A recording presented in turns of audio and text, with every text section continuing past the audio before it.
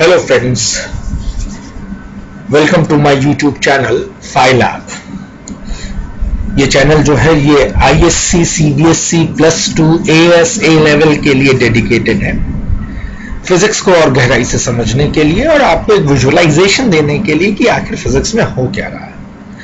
दोस्तों, अगर आपको मेरा वीडियो अच्छा लगे तो आपके एक लाइक और सब्सक्राइब से मुझे हमेशा एक मोटिवेशन मिलेगा, सेल्फ मोटिवेशन के अलावा इस तरह के और वीडियोस को क्रिएट करते रहने का। आज का दोस्तों टॉपिक है एंगल ऑफ फ्रिक्शन, और आज हम लोग इस एंगल ऑफ फ्रिक्शन या एंगल ऑफ रिपोज के बारे में बात करने जा रहे हैं।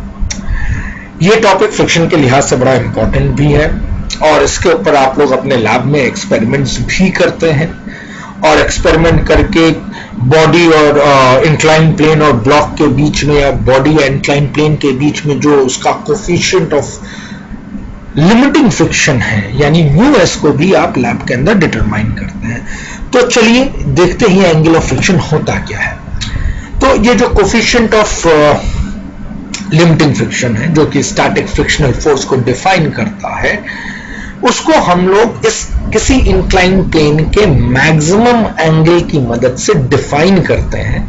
तो हम इंक्लाइन प्लेन का वो मैक्सिमम एंगल को कोफिशिएंट ऑफ लिमिटिंग फ्रिक्शन को डिफाइन करने के लिए यूज करेंगे जहां पर रखी हुई body just begin to slide हो रही है, मतलब अभी स्लाइड नहीं करनी, जस्ट बिगिन टू स्लाइड हो, यानी तब तक ये वो स्टेशनरी बनी रहे।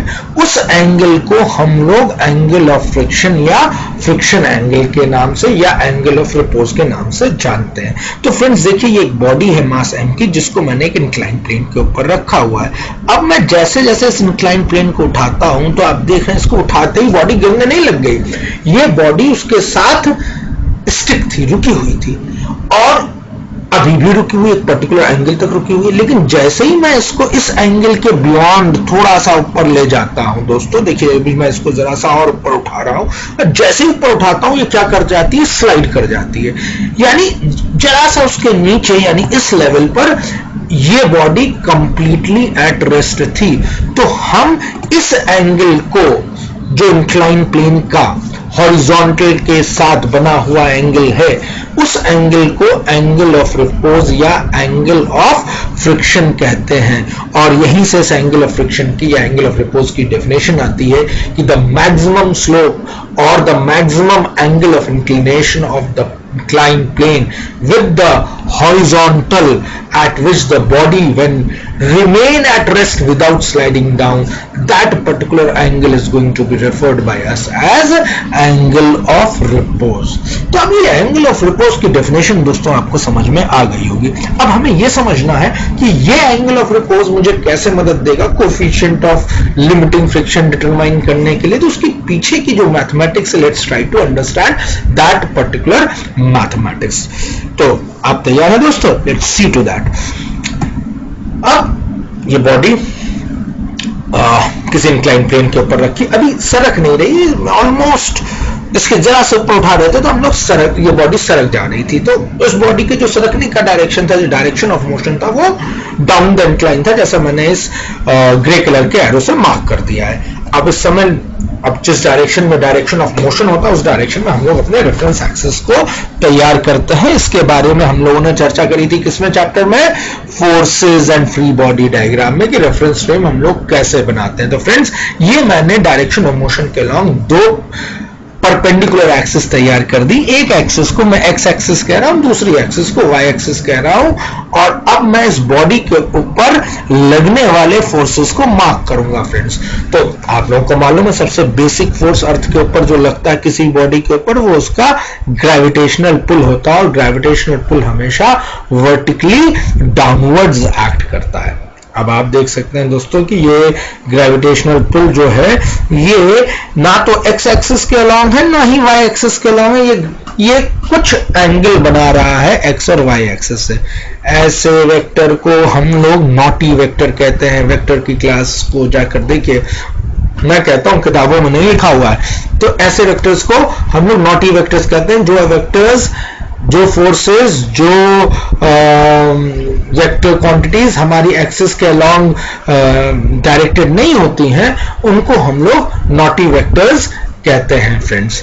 तो अब एसिम्प्टोटिक वेक्टर्स को डील करने का तरीका क्या है, हम लोग इनको रिजॉल्व करते हैं और रिजोल्यूशन करके हमें इसके दो कंपोनेंट्स मिल जाते हैं। अब एक कंपोनेंट mg cos थीटा जिससे एंगल बनता है, तो दोस्तों ये एंगल हमारा थीटा r है, क्यों है, refer to the forces free body diagram. अब इसको रिजॉल्व कर दिया फ्रेंड्स, तो इसके दो कंपोनेंट निकले, पहला component mg cos theta r और दूसरा component mg sin theta r। तो फ्रेंड्स अब आप देख सकते हो कि ये mg sin theta r direction of motion के अलॉन्ग एक्ट कर रहा है, डाउन द इंक्लाइंड एक्ट कर रहा है, तो इसको हमारी इस बॉडी को नीचे खींच लाना चाहिए था। तो ये क्यों बॉडी नीचे नहीं आ रही है, अब इसको समझते हैं। बॉडी तो नीचे फोर्स लग रहा है, अनबैलेंस फोर्स होता तो नीचे आ जाती, इसका मतलब कोई ना कोई काउंटर बैलेंस फोर्स लग रहा होगा फ्रेंड्स। तो वो काउंटर बैलेंस फोर्स कौन सा होता है, बिल्कुल सही पहचाना, कौन सा है, फ्रिक्शनल फोर्स। एक बात, दूसरी बात, क्योंकि ये बॉडी इंक्लाइन प्लेन के ऊपर रखा हुआ है तो इंक्लाइन प्लेन को प्रेस भी कर रहा होगा, तो अगर ये इंक्लाइन प्लेन को प्रेस कर रहा होगा तो उसका एक प्रेसिंग फोर्स लगेगा फ्रेंड्स। तो और वो प्रेसिंग फोर्स हमेशा perpendicular to the surfaces in contact होता है, जिसको हम लोग नॉर्मल रिएक्शन या एन के नाम से जानते हैं। तो अब हमारे पास एक तो ये नॉर्मल रिएक्शनरी फोर्स हो गया, दूसरा इसको नीचे की तरफ खींचने वाला डाउन द इंक्लाइन लगने वाला फोर्स लग रहा था mg sin थीटा r, और अब ये इसको कोई ना कोई फोर्स काउंटर बैलेंस कर रहा था जिसका नाम था, हम लोगों ने कहा था फ्रिक्शनल फोर्स, और ये फ्रिक्शनल फोर्स आ गया friends. Frictional force opposite to the direction of motion act करता है, और इस फ्रिक्शनल फोर्स की जो वैल्यू होगी वो म्यू टाइम्स एन होगी फ्रेंड्स। ये जो फ्रिक्शनल फोर्स है मैक्सिमम लिमिटिंग फ्रिक्शनल फोर्स होगा, क्योंकि बॉडी अभी स्लाइड नहीं कर रही, लेकिन जहां मैंने यहां से थोड़ा सा भी एंगल बढ़ाया, बॉडी क्या कर रही थी, स्लाइड कर जा रही थी, यानी ये वो मैक्सिमम लिमिटिंग फ्रिक्शनल फोर्स होगा फ्रेंड्स। तो ये मैक्सिमम लिमिटिंग फ्रिक्शनल फोर्स किसको बैलेंस कर रहा है, mg sin थीटा r को। तो friends maximum limiting frictional force must be equals to mg sin theta r। अब मैक्सिमम लिमिटिंग फ्रिक्शनल फोर्स का फॉर्मूला क्या था, mu times S times N. Mu S क्या था, coefficient of static friction times the normal reactionary force. और friends normal reactionary force कितना है, क्योंकि बॉडी y एक्सिस के अलॉन्ग मूव नहीं कर रही, इसलिए कोई नेट फोर्स y एक्सिस के अलॉन्ग नहीं लग रहा, यानी normal reactionary force must be just equal to mg cos theta r। तो मैं उसको यहां सब्स्टिट्यूट कर दे रहा हूं इनकी जगह mg cos थीटा r को, तो हमारी ये इक्वेशन कुछ देखने में ऐसी बन गई, mg sin theta r is equals to mu S times mg cos theta. और फ्रेंड्स अब mg और mg एक दूसरे को कैंसिल कर जाएंगे, तो म्यू एस की वैल्यू किसके बराबर आ जाएगी, tan theta r। What is theta r, theta r happens to be the angle of repose. तो फ्रेंड्स अगर आपको एंगल ऑफ रिपोज आप मेजर कर सकते हो, तो आप बड़ी आसानी से tan थीटा, आप बड़ी आसानी से coefficient of static friction mu S की वैल्यू भी डिटरमाइन कर सकते हैं। लैब के अंदर आपको फ्रेंड्स एक काम तो ये करना रहता ही रहता है, यही ज्यादातर क्लास 11th के लेवल पे एक बड़ा कॉमन सा प्रैक्टिकल एग्जामिनेशन या प्रैक्टिकल दिया जाता है, और आप इससे किसी भी ब्लॉक और बॉडी के बीच में, ब्लॉक या इंक्लाइन प्लेन के बीच में लगने वाला coefficient of limiting friction determine कर लेते हैं फ्रेंड्स। नाउ एक और बड़ी इंपॉर्टेंट चीज है जिसको आपको यहां समझना चाहिए और जिसकी बड़ी जरूरत रहती है, वो क्या है कि अगर मैं एंगल ऑफ इंक्लिनेशन को, एंगल ऑफ इंक्लिनेशन जो प्लेन का उसको ऐसे मैनेज कर देता हूं, ऐसा एडजस्ट कर देता हूं कि बॉडी नीचे गिरे तो, लेकिन वो कांस्टेंट वेलोसिटी से मूव कर रही हो। बेटा फ्रेंड्स ये टाइपो एरर हो गया है, मैं इसको सही कर दूंगा। कांस्टेंट वेलोसिटी से मूव कर रही हो, कांस्टेंट वेलोसिटी से मूव कर रही हो, यानी एक्सेलरेशन क्या हो, 0 हो, तो ऐसी सिचुएशन में जो एंगल हमें ऑब्टेन होता है वो एंगल हमें बॉडी और इंक्लाइन प्लेन के बीच का kinetic coefficient of kinetic friction दे देता है फ्रेंड्स। तो ये कुछ चीजें थी एंगल ऑफ फ्रिक्शन और एंगल ऑफ रिपोज के बारे में फ्रेंड्स। उम्मीद करता हूं कि आपको कुछ बातें जरूर समझ में आई होगी, आपका विजुअलाइजेशन इसको समझने के लिए और एनहांस हुआ होगा। और फ्रेंड्स अगर ऐसा हुआ है तो मैं चाहूंगा एक आपसे लाइक, इस वीडियो को लाइक करें, चैनल को सब्सक्राइब करें और इसको अपने फ्रेंड्स के साथ शेयर करें ताकि उनकी भी अंडरस्टैंडिंग और एनहांस होती जाए। Thank you friends.